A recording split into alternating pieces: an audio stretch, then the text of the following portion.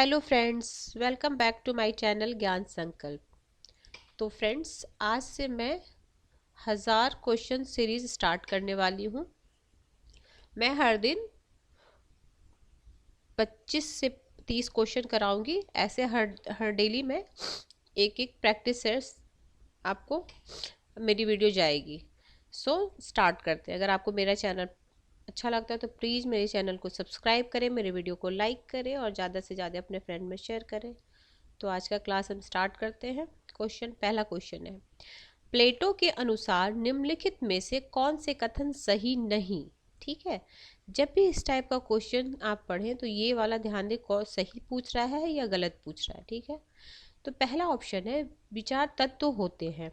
Second option है विचार सभी चीज़ों के सार होते हैं। थर्ड ऑप्शन विचार चीज़ों के प्रतिबिंब होते हैं। फोर्थ ऑप्शन विचार सार्वभौमिक होते हैं। तो पहला, दूसरा और चौथा सही है और तीसरा गलत है। तो हमें क्या बताना है? अगर इसमें सही पूछता तो पहला, दूसरा और तीसरा चौथा हो जाता, और ये गलत पूछ रहा है कौन सा सही नहीं है, तो ओनली थर्ड इज रॉन्ग। तो डी ऑप्शन हो जाएगा। चलो इसको एक्सप्लेन करते हैं हम। देखो, प्लेटो के अनुसार विचार चीजों के प्रतिबिंब नहीं होते। उनके अनुसार किसी वस्तु की वास्तविक सत्ता वह नहीं जो कि हमें इंद्रियों द्वारा प्रतीत होती है, वरन उसकी वह अमूर्त धारणा जो कि हमारे मन में विद्यमान रहती है। मूर्त रूप तो किसी वस्तु की वास्तविक सत्ता की एक अपूर्ण अभिव्यक्ति मात्र है। ठीक है, नेक्स्ट क्वेश्चन, मैकियावेली के प्रिंस को निम्नलिखित में से किसने महान और एक वास्तविक राजनीतिक प्रतिभाशाली व्यक्ति की सच्ची धारणा की संज्ञा दी थी, जिसका सर्वोच्च एवं महान उद्देश्य होता है? तो ये हीगल ने बोला था। ठीक है, क्या बोले थे हीगल मैकियावेली के प्रिंस, जो मैकियावेली की प्रसिद्ध बुक है प्रिंस, को निम्नलिखित में से किसने महान और एक वास्तविक राजनीतिक प्रतिभाशाली व्यक्ति की सच्ची धारणा की संज्ञा दी थी, उसका सर्वोच्च और महान उद्देश्य बताया था। तो अगर आपको ये आता है तो ठीक है, नहीं तो आप इस क्वेश्चन को लिख दीजिए। बस आप इतना लंबा क्वेश्चन लिखने की जरूरत नहीं है। मैकियावेली के प्रिंस को वास्तविक और राजनीतिक प्रतिभाशाली की सच्ची धारणा की संज्ञा सर्वोच्च एवं महान उद्देश्य होता है। तो आप इसको शॉर्ट फॉर्म में करके लिख के और हीगल लिख लीजिए। ठीक है, अगला क्वेश्चन है मैच द फॉलोइंग क्वेश्चन। ठीक है, मैच करना है। क्या है? थिंकर के नाम है, लेखक के नाम है और इनकी बुक का नाम है। तो इस तरह के क्वेश्चन में सबसे पहले आप देखिए कौन सी बुक आपको आती है। तो आई थिंक माइकल सेंडर की आपको बुक आती होगी। माइकल सेंडर की बुक कौन सी है? Liberalism and limits of justice. अगर जो देखो, मेरे को तो जो आती है मैं उस हिसाब से करती थी एग्जाम में, लेकिन आपको इसमें से देखो, अगर कोई आती है तो पहले उसको मिला लो, बाकी फिर उसके हिसाब से करना। अगर नहीं आती है कोई बात नहीं, आप फिर उसको नोट डाउन कर लो, 2-3 बार पढ़ लेना। तो देखो, इसका ऑप्शन ए है आंसर। तो क्या है? विलियम स्कीनर की है आपको the foundation of modern political thought. Michael Sandel की आपकी हो गई liberalism and limits of justice. Giovanni Sartori की हो गई आपकी डेमोक्रेसी थ्योरी। चार्ल्स टेलर की हो गई फिलॉसफी ऑफ ह्यूमन साइंसेस। ठीक है, ये बुक अगर जो बुक आपको आती है उसको नोट मत करना, लेकिन जो नहीं आती है उसको प्लीज आप नोट डाउन कर लो, क्योंकि ये तो चार मिलाने, कभी एक ही बुक का नाम और थिंकर का नाम दे देगा कि इनमें से कौन से सैंडर की बुक है, इनमें से कौन से सार्टोरी की बुक है। तो ऐसे धीरे धीरे करके आपको बुक्स याद हो जाएंगे। और बुक्स को याद करने का सबसे अच्छा तरीका है कि आप मैच द फॉलोइंग खुद से बनाओ। ठीक है, बुक्स ले लो, 4 बुक्स ले लो, 4 थिंकर ले लो, उसका मैच द फॉलोइंग बनाओ और उसको याद करो। तो इस तरीके से, इस टेक्निक से, ऐसे आप रट्टा मारोगे तो शायद याद करना मुश्किल होता है। इस टेक्निक से अगर आप करोगे तो आपको ज़्यादा से ज़्यादा बुक्स और थिंकर के नाम याद हो जाएंगे। ठीक है, अगला क्वेश्चन है, निम्नलिखित में कौन मार्क्सवाद को राजनीतिक सिद्धांत के बजाय एक विचारधारा मानता है? ठीक है, क्या है कौन मार्क्सवाद को राजनीतिक सिद्धांत के बजाय विचारधारा मानता है? तो ये मानते जर्मिनो। जर्मिनो मानते हैं, आप लिख लो जर्मिनो क्या मानते हैं। जब मैंने मार्क्सवाद पढ़ाया है, मार्क्सवाद मैंने पढ़ाया है आपको, अगर आप मेरी पिछली वीडियो देखोगे तो उसमें मैंने मार्क्सवाद टॉपिक बताया है, तो आप उसी टॉपिक में जाके ये वाला नोट डाउन कर लेना, ठीक है। अगला क्वेश्चन है, आइजिया बर्लिन की निम्नलिखित कृतियों को उनके प्रकाशन के कालक्रमिक रूप से व्यवस्थित करें। नीचे दिए गए कूट का प्रयोग करते हुए सही उत्तर चुनिए। अब ये क्या, आइजिया बर्लिन। अब तो सबसे पहले देखो, ये तो हो गई आइजिया बर्लिन की बुक। अगर देखो, इसमें से दो चीज आपको याद हो जाएगी, एक तो आइजिया बर्लिन की बुक याद हो जाएगी कि कौन कौन सी है, और फिर ये कब कब प्रकाशित, ये तो आप इसको तो आप नोट डाउन ही कर लो, ठीक है।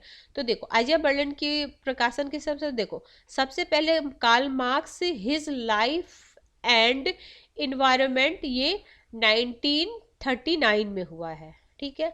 अगला है फोर एसेस ओनली, बट ये तो आपको पता होगा, ये कब हुआ, 1969 में हुआ है। Vico and Herder two studies in the history of ideas, ये हुआ 1960 में। तो पहले ये हो गया, फिर ये हो जाएगा, फिर ये होगा, फिर ये होगा, सबसे बाद में कौन सा, concept and categories philosophical essays, ये 1978। तो सबसे पहले उनकी बुक का नाम है, देखो अगर हमें जो सब भी नहीं पता है तो सबसे पहला और लास्ट वाले भी पता होगा तो कर लेंगे, या तो बीच वाला भी पता हो तो चलो, ये तो लास्ट में नहीं होगा, ये 68। तो मतलब देखो, ऐसे एक एक करके तो अचानक से याद नहीं होते, धीरे धीरे करते करते करते करते करते लर्न होता। अब आप सोचोगे एक दिन में ही सारा नहीं होता, आप इसको लिख लो, फिर 2-3 बार इसको पढ़ना तो ध्यान आ जाएगा। अगला क्वेश्चन है, निम्नलिखित में से किसने समाज की पारस्परिक लाभ के लिए एक सहयोगात्मक चेष्टा की संकल्पना की है? ये रॉल्स किए थे, सहयोगात्मक, परस्पर सहयोगात्मक, ठीक है। जॉन रॉल्स ने समाज को पारस्परिक लाभ के लिए एक सहयोगात्मक चेष्टा वेंचर की कल्पना की। रॉल्स के अनुसार उदारवादी लोकतंत्र में स्वतंत्रता एवं समान लोगों के मध्य पारस्परिक लाभ के लिए समाज एक सहयोगात्मक वेंचर होता है। व्यक्ति उनमें से अपनी अच्छे जीवन की धारणा के अनुपालन हेतु प्रतिभाग करते हैं। यह सहयोग प्रत्येक के लिए बेहतर जीवन को संभव बनाता है। इसके जरिए प्राथमिक वस्तुओं, प्राइमरी गुड्स जैसे अधिकार, स्वतंत्रता, शक्ति, अवसर, आय, संपदा एवं आत्मसम्मान के सामाजिक आधारों की पूर्ति होती है। देखो, रॉल्स के अनुसार न्याय सामाजिक संस्थाओं का प्रथम सद्गुण है। ये देखो रॉल्स के अनुसार, जहां रॉल्स के बारे में मैंने आपको न्याय जब मैंने बताया था, तो रॉल्स के बारे में बहुत कुछ मैंने बताया था, उसी उसी उसी जगह पे आप रॉल्स की जो ये है ये लाइन लिख लो, न्याय सामाजिक संस्थाओं का प्रथम सद्गुण है। रॉल्स के अनुसार एक सी स्थिति में जब व्यक्तियों को नैतिक रूप से समान माना जाता है, तब प्रत्येक के लाभ के लिए प्रजातांत्रिक समानता का सिद्धांत ही सर्वश्रेष्ठ है। ये भी लिख लो रॉल्स। अगला क्वेश्चन है, नहीं तो आप 2-3 बार सुन लोगे मेरी वीडियो तब भी आपको याद आ जाएगा। अगला क्वेश्चन है, अगला क्वेश्चन कथन कारण। कथन कारण का क्वेश्चन मैंने आपको बहुत अच्छी तरीके से इसको सॉल्व करने की टेक्निक बताई है। अगर आप मेरी पिछली वीडियो देखोगे तो आप ये सब क्वेश्चन अब मुझे लगता है कि आसानी से सॉल्व कर पाओगे आप। देखो, रूसो के अनुसार एक चिंतनशील व्यक्ति पथभ्रष्ट पशु है, ठीक है, क्योंकि समान भावनाएं जीवन के मूल्य होती हैं। देखो, रूसो के अनुसार एक चिंतनशील व्यक्ति पथभ्रष्ट पशु है क्योंकि समान भावनाएं जीवन के मूल तत्व है, मूल देती, जीवन के मूल देती है, ठीक है। समान भावनाएं जीवन को मूल देती है। अगला क्वेश्चन है, निम्नलिखित में से किसने इस विचार को अस्वीकार किया कि जाति की स्थिति दैवीय प्रतिफल एवं दंड का परिणाम है? ये तो लाइन है, ये आप लिख लो। देखो, किसने बोले थे गांधी जी। क्या बोले थे कि विचार को अस्वीकार किया कि जाति की स्थिति दैवीय प्रतिफल एवं दंड का परिणाम है। ये कौन बोले थे? महात्मा गांधी। निम्नलिखित में से किसने कहा सिद्धांत के बिना शोध का प्रशिक्षण तुच्छ साबित हो सकता है और आंकड़ों के समर्थन के बिना सिद्धांत निरर्थक साबित हो सकता है। ये बोले थे डेविड ईस्टन। क्या बोले थे सिद्धांत के बिना शोध का शिक्षण तुच्छ साबित हो सकता है और आंकड़ों के समर्थन के बिना सिद्धांत निरर्थक साबित हो सकता है। ठीक है, अगला क्वेश्चन है आपका कथन और कारण वाला क्वेश्चन है। ठीक है, कथन और कारण का क्वेश्चन है। कथन है आपका फुकुयामा के अनुसार उदार लोकतंत्र मानव जाति के वैचारिक विकास के अंतिम बिंदु की रचना कर सकता है। इसका कारण तर्क क्या देते हैं? तर्क है कि सरकार के संपूर्ण गंभीर त्रुटियों और अतार्किकताओं से चित्रित किए जाते थे क्यों जिन्होंने उनके अंतिम रूप के पतन का मार्ग प्रशस्त किया। अब मैं एक बार फिर से इस क्वेश्चन को बोलती हूँ, फिर आप सुनना।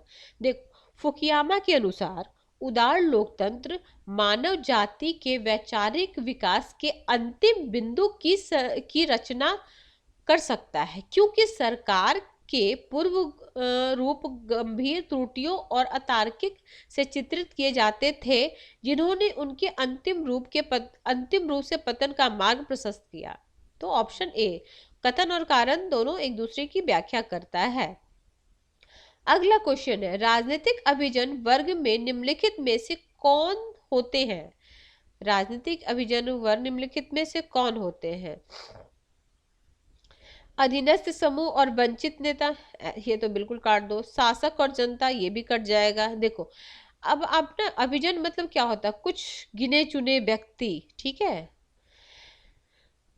नेता और देखो, नेता तो होंगे लेकिन अनुसरणकर्ता नहीं होंगे इसमें। ठीक है, अल्प और कुलीन, देखो ये तो मैं बता रही हूँ ना, बहुत सारे क्वेश्चन आप क्वेश्चन करके आपको एलिमिनेट करके उसका आंसर मिल जाएगा।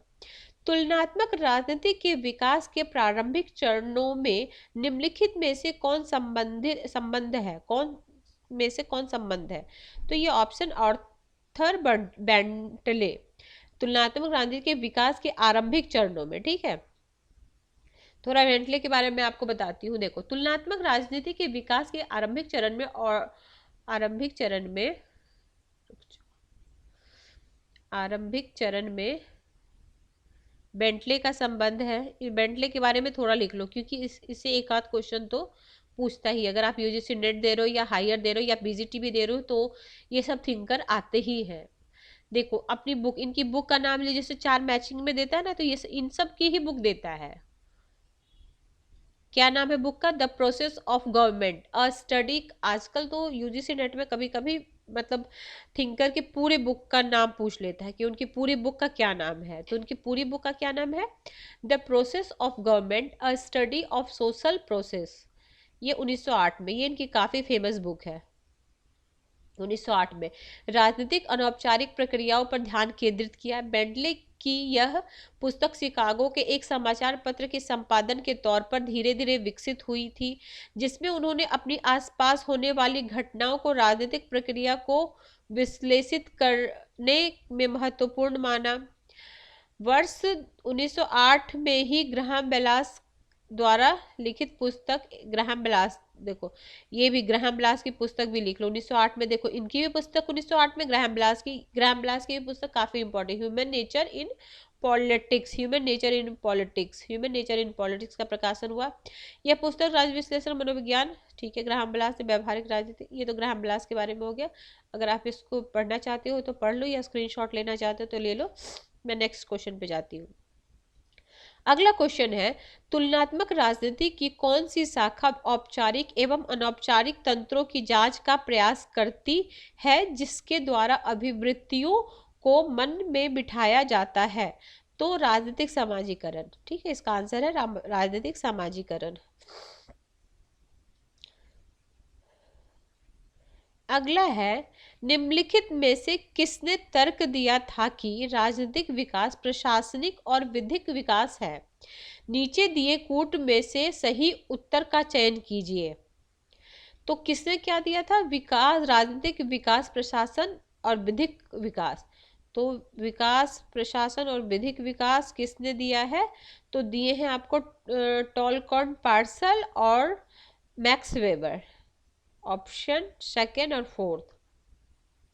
देखो टॉलकन पार्सन एवं मैक्स वेबर के अनुसार राजनीतिक विकास प्रशासन की विधिक विकास है, ये लिख लो लाइन आप, ठीक है, लाइन लिख लो।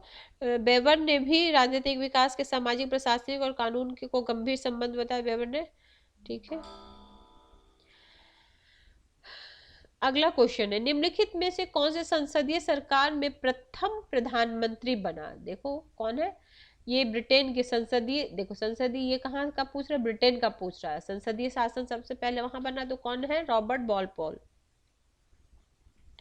देखो रॉबर्ट वॉलपोल संसदीय सरकार के इतिहास के प्रथम प्रधानमंत्री। रॉबर्ट वॉलपोल यूनाइटेड किंगडम यानी ब्रिटेन के प्रधानमंत्री पद पर लगभग 21 वर्ष तक सेवा दी। उनका कार्यकाल 1721 से 1742 तक रहा। रॉबर्ट वॉलपोल व्हिग पार्टी के थे, किस पार्टी के थे, व्हिग पार्टी के थे। अगला क्वेश्चन है, निम्नलिखित में कौन सा संस्थानिक उपागम से संबंधित है? कौन सा संस्थानिक उपागम से संबंधित है, कौन सा है? तो ये आपके सेकेंड, ये हरमन फाइनर और आपके कार्ल फेडरिक। हरमन फाइबर किसके हैं? ये संस्थानिक उपागम, इंस्टीट्यूशनल अप्रोच।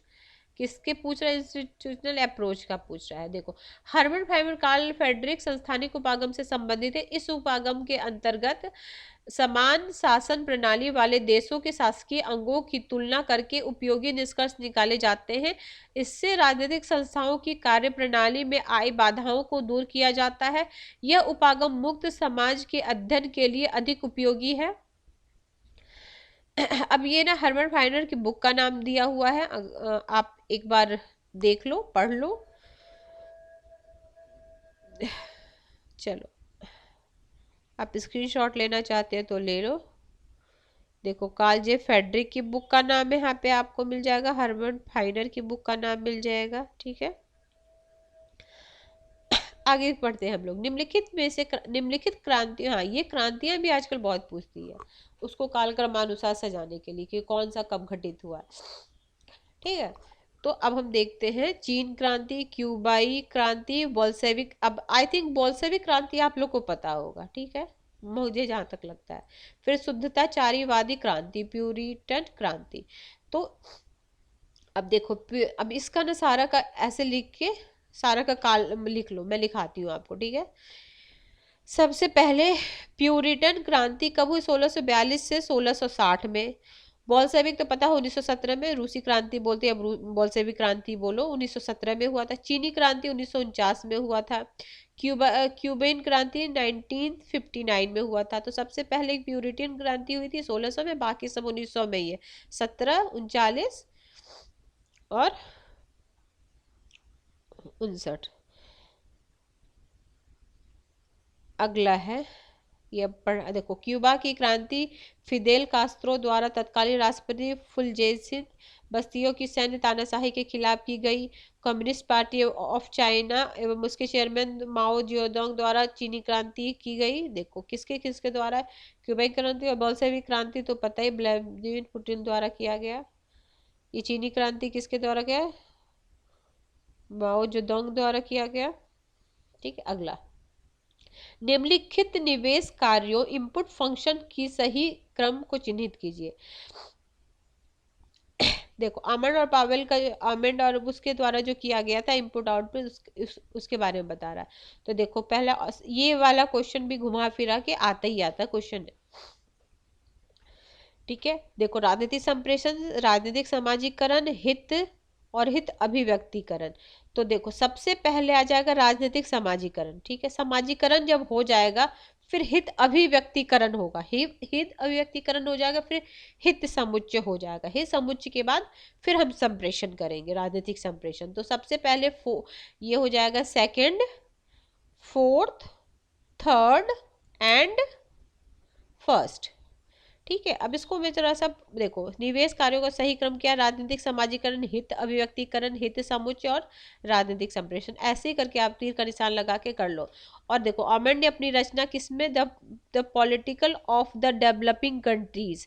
ये डेवलपिंग, देखो आमंड डेवलपिंग कंट्री, कभी ये भी पूछ लाता था ये विकसित देश के शासन व्यवस्था के लिए किए थे या विकासशील देश, जैसे डेविड स्टर्न ने जो किया था वो विकसित देशों के लिए किया था। ये आमंड पावेल एक बार यूजीसी नेट में ये भी क्वेश्चन पूछा था, आमंड और ने किस के लिए, डेवलपिंग कंट्री या डेवलप कंट्री के लिए, तो डेवलपिंग कंट्री के लिए। इनके बुक का नाम भी है the politics of the developing areas 1960। तो ये निर्गत आगत आमंड निर्गत क्रम निवेश, देखो अब ये भी लिख लो, देखो उनका निर्गत, देखो ये तो तुम्हारा हो गया निवेश, क्या हो गया, ये क्या क्वेश्चन पूछा था, निवेश इनपुट फंक्शन, ठीक है, निवेश।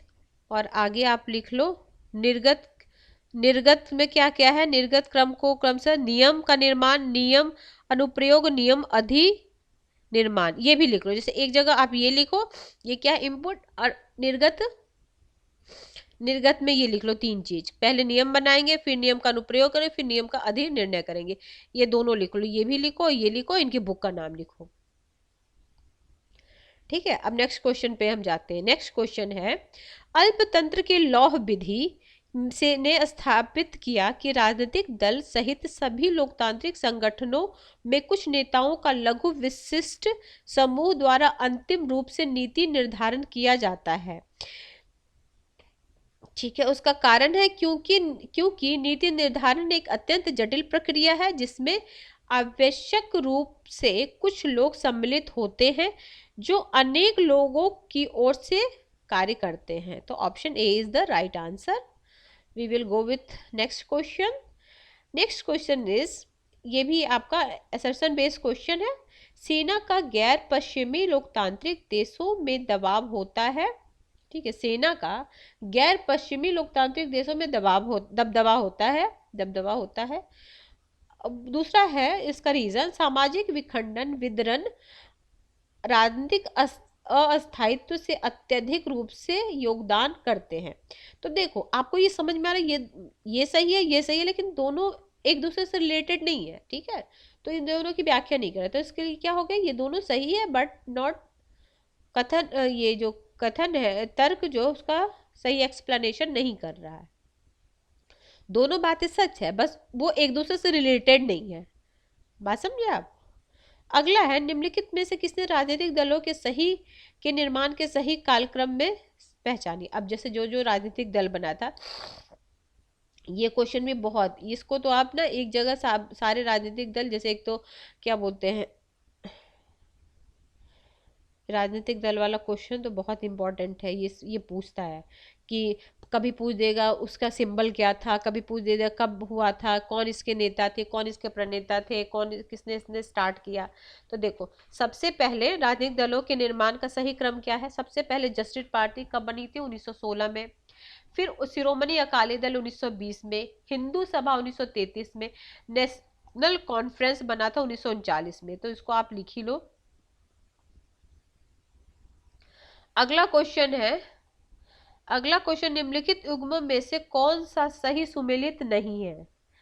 अब ये आपको एक बार मैं अनुच्छेद का भी लेके आऊंगी, इंपॉर्टेंट अनुच्छेद, या तो देखो अनुच्छेद आपको लर्न करने के लिए ना क्या आप टारगेट बना लो कि आपको पहला 1 से 5 तक अनुच्छेद करना है। जैसे टॉप हमारा है ना, पहला है क्या राज्य के बारे में, फिर है नागरिकता, 1 से 4 राज्य के बारे में, 5 से 11 तुम्हारा हो गया नागरिकता के बारे में, फिर 12 से 35 हो गया आपको मौलिक अधिकार, 36 से लेके 51 तक हो गया नीति निर्देशक तत्व, 51 का हो मौलिक कर्तव्य। तो ऐसे ना हफ्ते में आप सोचो कि मुझे 4 दिन आर्टिकल याद करनी है, तो 4 दिन में डिवाइड कर लो, 1 से 4 तक एक दिन याद करनी है, तो एक भाग भी याद हो गया और हमें आर्टिकल भी याद हो गया। फिर वैसे ही करते करते ना आपको सारे आर्टिकल आप 15 से 20 दिन, मतलब 15 दिन मैक्सिमम लगा लो, सारे आर्टिकल आपको अच्छे से याद हो जाएंगे। मैं ऐसा करूंगी, मैं जब क्वेश्चन स्टार्ट करूंगी उससे पहले मैं कुछ आर्टिकल करा दूंगी, ताकि आपको धीरे धीरे आप उसको नोट डाउन कर लेना, फिर आपका ऐसे ही सारे आर्टिकल्स हो जाएंगे। नेक्स्ट क्लास से मैं ऐसे ही करूंगी, मैं हर दिन 25 क्वेश्चन कराने वाली हूँ, 1000 क्वेश्चन का ये हमारा सीरीज चलेगा।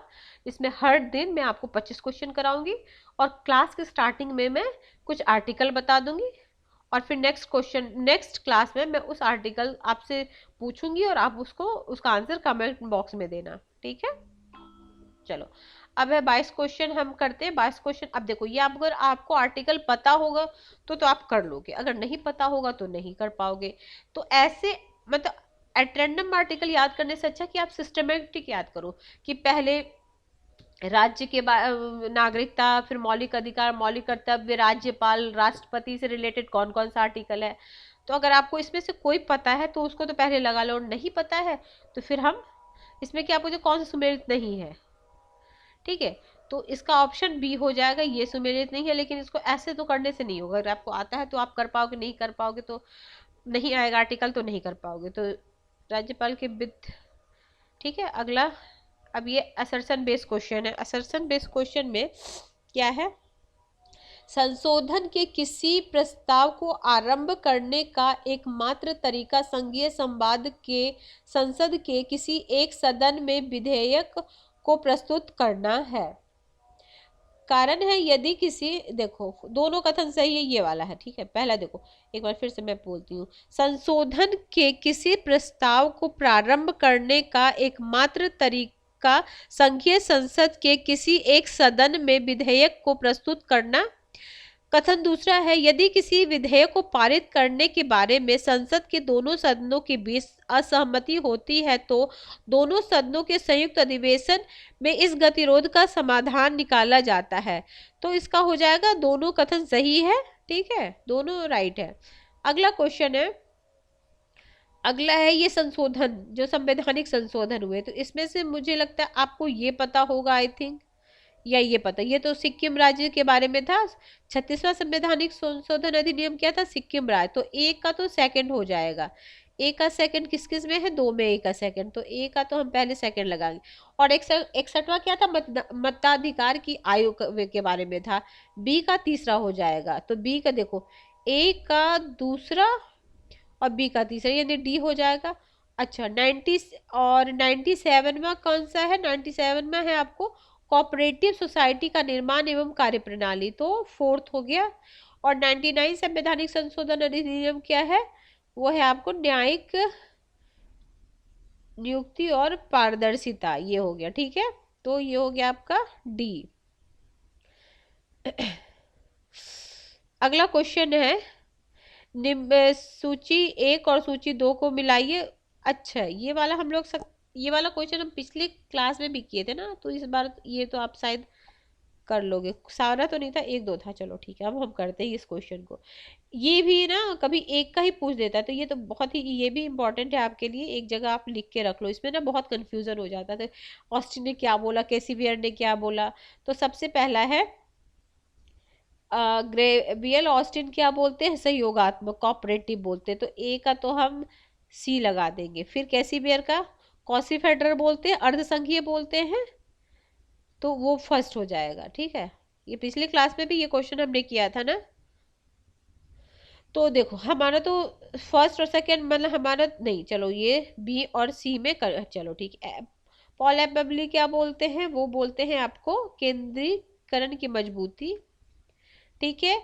आइवर जेनिंग, उस दिन उसमें आइवर जेनिंग नहीं था, ये तीनों का तो था, ये नया है, पिछले जब हम क्वेश्चन किए थे। तो ये डी का क्या हो जाएगा, डी का फोर्थ हो जाएगा, डी तो सब में फोर्थ ही दिया, अत्यंत संघीय है, ठीक है। ये आप नोट डाउन कर लो प्लीज।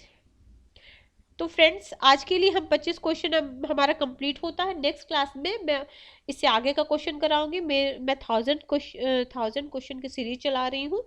हर दिन मैं आपको 25-25 क्वेश्चन कराऊंगी, साथ में उसका एक्सप्लेनेशन भी दूंगी कि उसके तो उससे एक क्वेश्चन या कई क्वेश्चन आपके हो जाएंगे उससे सॉल्व।